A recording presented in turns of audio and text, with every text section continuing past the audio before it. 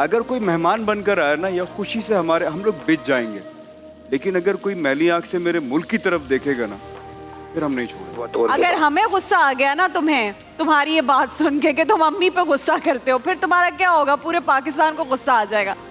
जीना चाहता था, उसको जबरदस्ती मार रहे हैं, दोनों हाथों से उसका गला दबा रहे हैं, उसके जिस्म पे इतनी जख्म लगा दिए हैं कि उसका चेहरा जला दिया तेजाब से। नहीं, ये साइड एरिया से बड़ा वाकया बनेगा। और मैं आपको बता दूं, ये आखिर में किलो के हिसाब से हड्डियां मिलेंगी सबको। नमाज, कुरान, तस्बीह एंड बिरयानी। पूरी कौम अपनी इस पाक आर्मी, पाक फजाइया, पाक बहरिया को सलाम पेश करती है। और 80 साल तारीख गवाह है नाज़रीन कराम कि जब भी आजमाइश का कोई भी आजमाइश का मरहला आया, पाक फौज हर आजमाइश में पूरी उतरी है।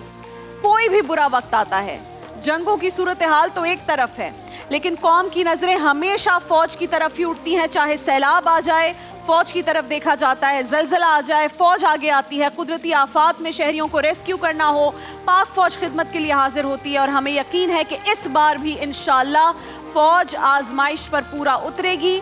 अल्हम्दुलिल्लाह, अल्हम्दुलिल्लाह, हमें फख्र है। देखिए, मैं जंगों के तो खिलाफ हूँ, क्योंकि ये भी मुस्लिम कंट्री है, वो भी मुस्लिम कंट्री है, वहाँ भी लोग रोज़े रख रहे होंगे, यहाँ भी रख रहे होंगे रोज़े।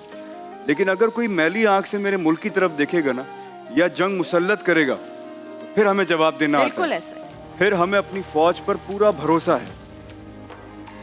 आप अगर नॉर्मली देखें तो जो पाकिस्तानी लोग हैं सारे, वो बहुत मेहमान नवाज हैं, और हमारी मेहमान नवाजी जो है वो दुनिया भर में मशहूर है। कोई भी आता है वो हमें प्रेस किए बगैर नहीं जाता। अगर कोई मेहमान बनकर आए ना, या खुशी से हम लोग बिछ जाएंगे, लेकिन अगर कोई मैली आंख से मेरे मुल्क की तरफ देखेगा ना, फिर हम नहीं छोड़ेंगे। बिल्कुल ऐसी। फिर हमारी फौज हमारी सरहदों पर है, और चाहे हम सो जाएं, हम सहरी कर रहे हों, वो जाग के मुल्क की हिफाजत कर रहे होते हैं।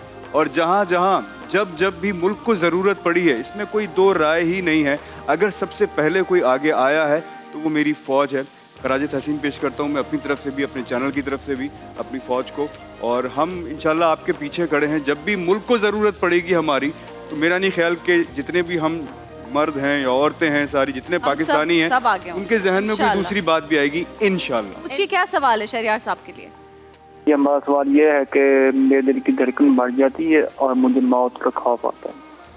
मौत का खौफ आता है? और दिल की धड़कन बढ़ जाती है और मौत का खौफ आता है। मेरे 17 साल एज है। 17 साल एज है? अच्छा अच्छा, 17 साल से दानिश भाई का फैन है। बहुत शुक्रिया। मैं अभी पूछ लेता हूँ। आपका दिल डरता है, वो धड़कन तेज हो जाती है, तो इसको आप पॉजिटिव लें, नेगेटिव ना लें। और ये मौत का खौफ बुरी चीज़ नहीं है, लेकिन मज़ा तो तब है कि जब आप इसके लिए कोई प्रैक्टिकली, अल्लाह कुरान में फरमाता है ना कि तुम बंदा देखे कि उसने आगे के लिए क्या भेजा। तो ये सब बहुत सारे लोगों का, मुझे लगता है शायद उनको समझाना भी ना है। बहुत सारे लोग ऐसे भी होते हैं जिनको एक फियर ऑफ डेथ ऐसा होता है कि मैं घर से बाहर निकलूंगा गाड़ी मार देगी, ऐसा हो जाएगा, मेरे ऊपर कुछ गिर जाएगा। तो ये हर वक्त एक फियर दिमाग में रहता है कि मेरे साथ कुछ ना कुछ बुरा हो जाएगा। पूछना ये कि मुझे गुस्सा बहुत आता है और मैं घर में वो फिर लड़ता बढ़ता भी बहुत हूँ। गुस्सा बहुत आता है, मैं घर में लड़ता बहुत। उम्र कितनी है सर? मेरी उम्र 20 साल तक तो है, 20-21 साल तक। किस बात पे गुस्सा आता है, किस चीज पे? बस जब गुस्सा आता है बहुत, तो फिर घर की चीजें भी थोड़ी बहुत और। अगर हमें गुस्सा आ गया ना तुम्हारी ये बात सुन के कि तुम अम्मी पे गुस्सा करते हो, फिर तुम्हारा क्या होगा? पूरे पाकिस्तान को गुस्सा आ जाएगा। जिम जाते हो तुम? नहीं जाने भाई, जाता था, अभी फिलहाल छोड़ दिया। आज से जिम जाना शुरू जाओ, तुम्हारा गुस्सा जो है ना वो खत्म हो जाएगा इंशाल्लाह। दूसरी सबसे इम्पोर्टेंट चीज़ जो है वो ये है कि बेटे नमाज ज़रूर पढ़ो, नमाज नहीं छोड़ो, जिम ज़रूर जाओ। होता ये बाज़ुकात के ना, जब आप थोड़े से बड़े हो रहे होते हो ना, तो आप में उतनी ताकत नहीं आई होती है। अभी जो कमज़ोर है ना उसको गुस्सा ज़्यादा। बच्चे को मैंने जो सजेशन दी है वो इसलिए दी कि वो अगर जिम जाना शुरू करेगा ना, उस साल भर के अंदर, 2 साल के अंदर, आप देखिएगा ये खुद ही कॉल करके इंशाल्लाह बोल रहा होगा। इतना करें, मेरे नबी ने फरमाया, ये एक सहाबी ने कहा ना, या रसूलल्लाह मुझे बहुत गुस्सा आता है, सरकार अलैहिस्सलाम ने फरमाया जब अगर तुम खड़े हो, गुस्सा आया हुआ है तो बैठ जाओ, फिर भी गुस्सा ना जाए तो लेट जाओ, फिर भी गुस्सा ना आए तो जमीन पे लेट जाओ, चिमट जाओ। हालात इस तरह के हैं शहर के कि आपको खामोश रहने नहीं देते हैं। और देखिए ना, लाजमी बात है, आपके सामने कोई तस्वीर, आप वीडियो स्क्रॉल कर रहे हैं और एक तस्वीर आए, माँ उधर टायर के नीचे दबी हुई है, बेटा इधर दबा हुआ है, बाप इधर दबा हुआ है। और सबसे बड़ा कमाल ये है कि इस शहर में जो डंपर नस्ल कुशी कर रहे हैं, खुले हुए गटर जो नस्ल कुशी कर रहे हैं, जो आप सोच सकते हैं, मतलब इंतहा तो ये, कल मेरे बच्चे आ रहे थे कोचिंग से, तो आवारा कुत्तों की इतनी भरमार है, डेली सैकड़ों लोगों को काट रहे हैं कराची में। तो बाइक वाले पे कूद के हमला किया है ताहिर विला चौरंगी पे कुत्ते ने। अल्लाह, मतलब इस शहर के लोगों की तो कोई इज्जत है ही नहीं। हमारे पास इस वक्त सबसे बड़ा केस है जिसको हम सब मिलके इग्नोर कर रहे हैं, उस केस को लाओ यार। नौजवान है, खूबसूरत है, वेंटिलेटर पर है, सांस नहीं आ रही है, जीना चाहता था, उसको ज़बरदस्ती मार रहे हैं, दोनों हाथों से उसका गला दबा रहे हैं, उसके जिस्म पे इतनी जख्म लगा दिए हैं कि उसका चेहरा जला दिया है तेज़ाब से। तो उसने बोला कौन है वो नौजवान? मैंने उसका नाम कराची है। 1 साल हो गया, पूरा शहर सिर्फ गर्द में अटा हुआ है, सुई गैस की लाइनें डाली, गड्ढे ही बंद नहीं किया। अब वो पूरा शहर खुदा हुआ है, बारिश होती है तो लोग बाइकों समेत मियाँ बीवी बच्चे उस गड्ढे के अंदर, मट्टी नरम हो जाती है।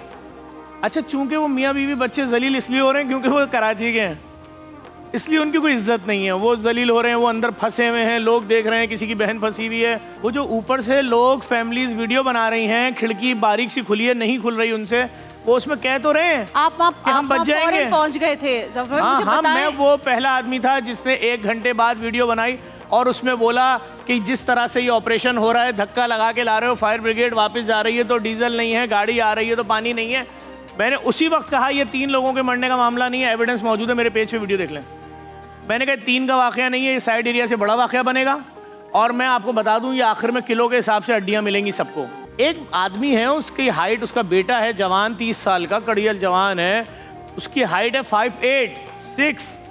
आपने जब उसके घर बॉडी पहुंचाई इतने बड़े डब्बे में, 1 महीने वाले बच्चे के डब्बे में, कि ये रही, तो कयामत देखे ना कितनी बड़ी है। भाई मैं गुम हो गया हूँ, मेरी फैमिली पूरी जिंदगी तड़पेगी, हर ईद पे रोएगी कि हमारा बच्चा जिंदा है कि मुर्दा है। किसी के बच्चे की शादी में जाएंगे, हमें याद करेंगे, किसी के यहाँ औलाद होगी, हमें याद करेंगे कि जफर होता उसके यहाँ भी औलाद होती है। और ये कौन सी क़यामत है कि भाई एक बिल्डिंग है, उसमें 4थी मंजिल पे लोग जिंदा खड़े हैं, तुम्हारे पास कौन सा डिपार्टमेंट नहीं है? SBCA नहीं था तुम्हारे पास? बगैर तुम्हें पैसा दिए अगर एक कमरा भी डालने बचता है। SBCA की जिम्मेदारी थी कि आग लगने के बाद पहुंचते इस बिल्डिंग को ऐसे खोल देते चारों तरफ से। औरत बोल रही है कि मैं 9 महीने की प्रेग्नेंट हूँ, मेरे यहाँ 2 दिन पहले डिलीवरी होनी थी, लेकिन डॉक्टरों ने मेरे 3 दिन बढ़ा दिया, तो मैं अपने बच्चे की शॉपिंग करने आई हूँ। वो बच्चा क्या सोच रहा होगा कि मैं कराची में पैदा होने वाला था, लेकिन मुझे 1300 डिग्री फ़ारेनहाइट पे पकाकर 10 दिन और चूरा बनाकर दे दिया मेरी फैमिली को। कौन फैसला करेगा कि जो आपने 1 मुट्ठी चूरा दिया है, इसमें बेटा कौन सा है और माँ कौन सी है? एक घर के 4 लाशें। जो बाकियात की वीडियोस आई है वो दुकान से, बाकियात की वीडियोस क्या देखेंगी आप बहन? मैं आपको समझाता हूँ। इतना सा डब्बा है, उस पे शीट लगी हुई है, कील लगी हुई है, मेरा बच्चा खुदा ना खास्ता किसी वाक़े में जल जाए, मुझे इतनी सी हड्डी ला के दे दें, मैं तो ये शिनाख्त नहीं कर पाऊंगा ये गाय की हड्डी है, बकरे की हड्डी है या मेरे बेटे की हड्डी है। कराची में जो गरीब हो, अमीर हो, मिडिल क्लास, तुम्हारी बाइक 60 की स्पीड से तेज चली गई है शारे फैसल पे, तो 12,000 10,000 भर दो। अरे बाइक की कीमत 12,000 रुपए है, क्या बनेगा इसका? इसी बाइक पे रोजगार था। अच्छा भाई, तो ये जो डंपर शहर में चल रहे हैं, जो लोगों को भी रौंद रहे हैं, इनका चालान कभी आपने अपनी आंखों से देखा? किसी रक्षे का चालान आपने देखा? और मोस्टली एक्सीडेंट्स उस टाइम पे हो रहे हैं जिस वक्त इनको अलाउड नहीं है चलना। कोई इस पे बात नहीं कर रहा कि ये इस वक्त सड़क पे कल मैं है रास्ते क्यों? में आ रहा था, कल 2 डंपर सामने थे। मैं आपको कमाल दिखाता हूँ। डंपर का चालान मैंने नहीं देखा, ट्रॉलरों का चालान मैंने नहीं देखा, रक्षे का चालान मैंने नहीं देखा, चिंची का चालान मैंने नहीं देखा। क्यों नहीं देखा? उनकी यूनियंस हैं, वो कहेंगे हम 2 मिनट बाद ऑयल टैंकर खड़े करेंगे यहाँ से वहां तक। तो अच्छा, जिसके पीछे कोई होगा उसकी इज्जत है इस शहर में, सही है? तो अवाम का कोई नहीं है। ये गरीब है, ये माँ की दवाई के पैसे जमा कर रहा था, परेशानी में जा रहा था, सारे पैसे दुनिया में 60 से 1 ऊपर जाने 61 पे चालान होता है। राबिया, आपको पता है ये बात पूरे अरब में हुजूर अकरम सल्लल्लाहु अलैहि वसल्लम जो थे वो एक वाहिद थे जो सादिक और अमीन में, पूरे अरब में। आप सोचिए कि एक पूरे इतनी बड़ी जगह पे एक इंसान, एक हमारा नबी मोहम्मद मुस्तफा सल्लल्लाहु अलैहि वसल्लम मशहूर थे कि सादिक और अमीन। और माशाल्लाह दानिश, सिर्फ मुसलमान नहीं या सिर्फ अहले ईमान नहीं, वो लोग जो उस वक्त कलमा नहीं पढ़ चुके वो भी थे, इस बात वो को भी मानते थे कि इनसे ज्यादा ऑनेस्ट कोई नहीं है। ऑनेस्टी इसलिए बहुत इंपॉर्टेंट होती है ना? अच्छा, नमाजों के नाम तो बता दो अब।